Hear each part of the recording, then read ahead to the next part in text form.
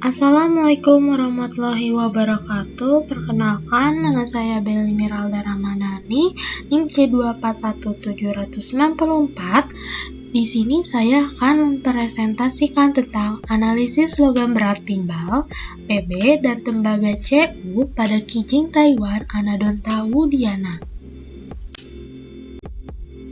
Hal yang melatar belakangi dari laporan ini yaitu Kijing Taiwan merupakan jenis kerang air tawar dan memiliki sifat filter feeder. Filter feeder itu merupakan hewan yang memakan partikel dan materi organik dan makhluk hidup yang tersuspensi di air. Pola hidup kijing ini bersifat pasif dan dapat mengakumulasi benda asing dalam perairan seperti berbagai logam berat. Oleh karena itu, kijing dapat dipakai sebagai filter suatu perairan, sehingga dapat dipakai sebagai indikator pencemaran suatu perairan. Hal ini menyebabkan kijing Taiwan diduga dapat tercemar dan dapat merugikan pada masyarakat bila mengonsumsi kijing yang ternyata telah tercemar. Salah satu bahan pencemar yang sering terdapat pada hewan filter feeder ini yaitu logam berat, timbal, dan tembaga. Logam berat tersebut diketahui dapat terakumulasi di dalam tubuh suatu organisme dan tetap tinggal dalam jangka waktu lama sebagai racun. Logam tersebut dapat terdistribusi ke bagian tubuh manusia dan sebagian akan terakumulasi melalui berbagai perantara, salah satunya melalui makanan yang terkontaminasi logam berat.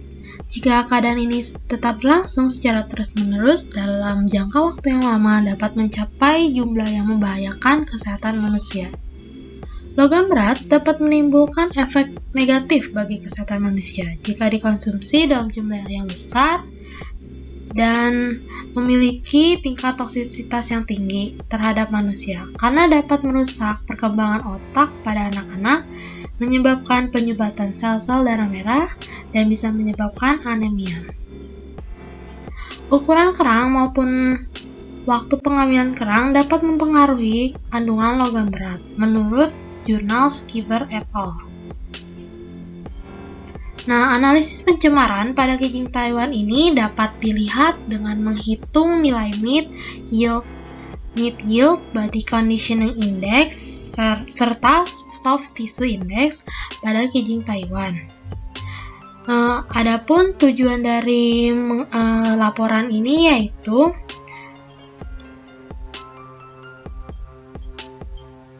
menganalisis kadar kandungan logam berat, timbal, dan tembaga pada kijing Taiwan. Selanjutnya, metodologi untuk waktu dan tempat praktikum mengenai logam berat ini dilaksanakan pada hari Rabu 29 April 2020 pada pukul 1 hingga 4 WIB dan praktikum ini dilaksanakan di Situ Gede dan Situ Perikanan. Dramaga praktikum analisis laboratorium dilaksanakan di Laboratorium Biologi Makro 1, Departemen Manajemen Sumber Daya Perairan, Fakultas Perikanan dan Ilmu Kelautan, Institut Pertanian Bogor. Adapun alat dan bahan bisa dilihat di slide ini. Prosedur kerja di lapangan ada titik sampling ditentukan di 3 titik yaitu inlet, tengah, outlet. Kemudian pada setiap titik dilakukan sampling.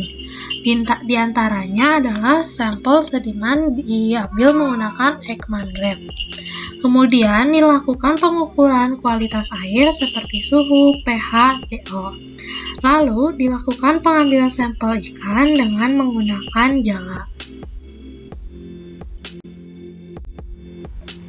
Prosedur kerja pada analisis di laboratorium yaitu dilakukan analisis pada kijing. Kijing dipisahkan serta dibersihkan dari sedimen, lalu dibedah dan diambil dagingnya. Setelah itu, daging kijing disimpan untuk dilakukan analisis kandungan logam beratnya. Prosedur analisis logam berat pada kijing Taiwan dilakukan menggunakan metode analisis serapan atom atau yang lebih dikenal dengan AAS, Atomic absorption spectrophotometry, yang mana terdiri dari 3 tahap utama, yaitu ada tahap preparasi, tahap digestion, dan yang terakhir tahap AAS. Pada tahap preparasi, yang harus dilakukan adalah menyimpan alat dan bahan berupa daging kijing. Kemudian, daging dimasukkan ke dalam cawan Petri, kemudian dikeringkan di dalam oven selama 24 jam pada suhu 105 Celcius. Selanjutnya, sampel kering dihaluskan menggunakan mortar untuk dilakukan analisis lanjutan. Analisis selanjutan yang dimaksud yaitu proses digestion, yaitu proses penambahan reagen. Proses ini dimulai dengan menambahkan 5 mili, reagen HNO3 pekat ke dalam sampel yang telah disiapkan di atas cawan Petri. Lalu dipanaskan di atas hot plate. Sampel kemudian didinginkan untuk selanjutnya ditambahkan aquades sebanyak 100 ml. Setelah itu, sampel diaduk dan disaring untuk dilakukan tahap AAS menggunakan spektrofotometri dengan panjang gelombang tertentu dan akan keluar di monitor. Untuk menghitung analisis data, terdapat ada konsentrasi logam berat, kemudian ada meat yield, lalu body conditioning index, kemudian soft tissue index, lalu maximum weekly intake. Selanjutnya ada hasil dan pembahasan. Nah, ini tabel perbandingan konsentrasi logam berat pada kijing Taiwan di situ LSI dan situ gede. Berdasarkan hasil yang diperoleh, diketahui bahwa konsentrasi Pb pada daging kijing Taiwan yang berasal dari situ gede lebih besar. Nilai konsentrasi tembaga pada kijing Taiwan yang berasal dari situ LSI lebih besar dari yang berasal dari situ gede.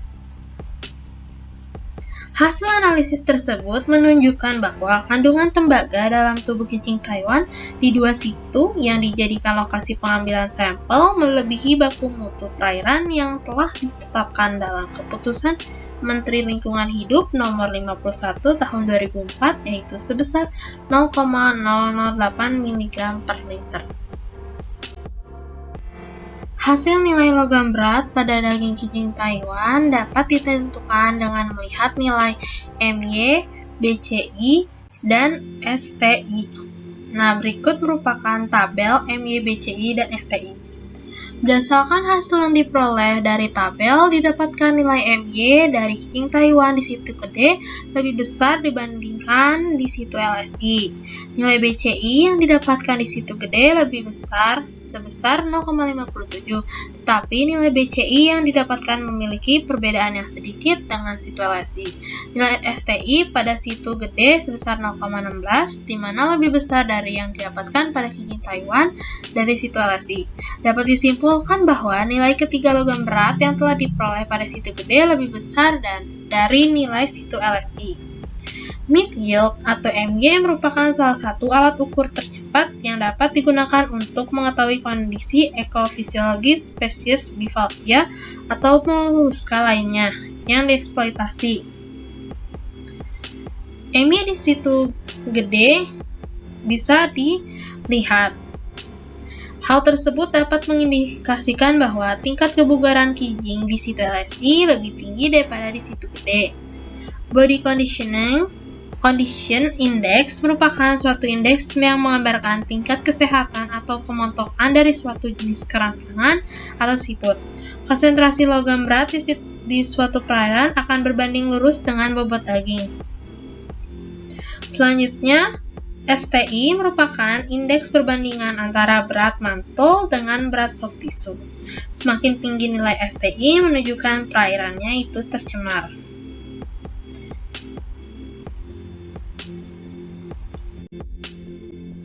Hasil perhitungan batas maksimum konsentrasi logam berat Pb dan Cu dalam daging kijing Taiwan yang dikonsumsi dalam waktu 1 minggu atau MWI dan MTI untuk orang dewasa 50 kg berat badannya. Nah, ini merupakan tabel MTI untuk orang dewasa. Berdasarkan tabel yang ada di slide, dapat diketahui bahwa nilai CO untuk setiap nilai, baik itu PTWI, MWI, dan MPI lebih besar daripada nilai PB. Hal tersebut disebabkan karena nilai konsentrasi CO pada kijing Taiwan lebih besar daripada konsentrasi PB, sehingga nilai dari parameter-parameternya lebih tinggi. Nilai konsumsi maksimum logam berat PB pada kijing Taiwan yang dapat ditoleransi untuk orang dewasa dengan berat badan 50 kg yaitu 0,770 kg dan 50,7496 kg untuk CO. Nilai maksimum konsumsi mingguan logam berat PB pada kijing Taiwan untuk orang dewasa yaitu 1,25 kg dan 175 kg untuk CO.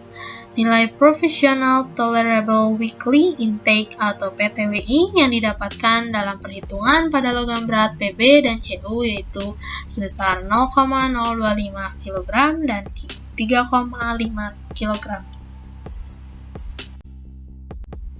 Hasil perhitungan batas maksimum konsentrasi logam berat PB dan CO dalam daging kijing Taiwan yang dikonsumsi dalam waktu 1 minggu, MWI dan MTI untuk anak-anak yang berat badan 15 kg berat badannya. Berikut merupakan tabel MTI untuk anak-anak, bisa dilihat di slide ini. Nah, berdasarkan tabel yang ada di slide ini diketahui bahwa nilai CO untuk setiap parameter baik itu PTWI, MWI, MTI lebih besar daripada nilai PB.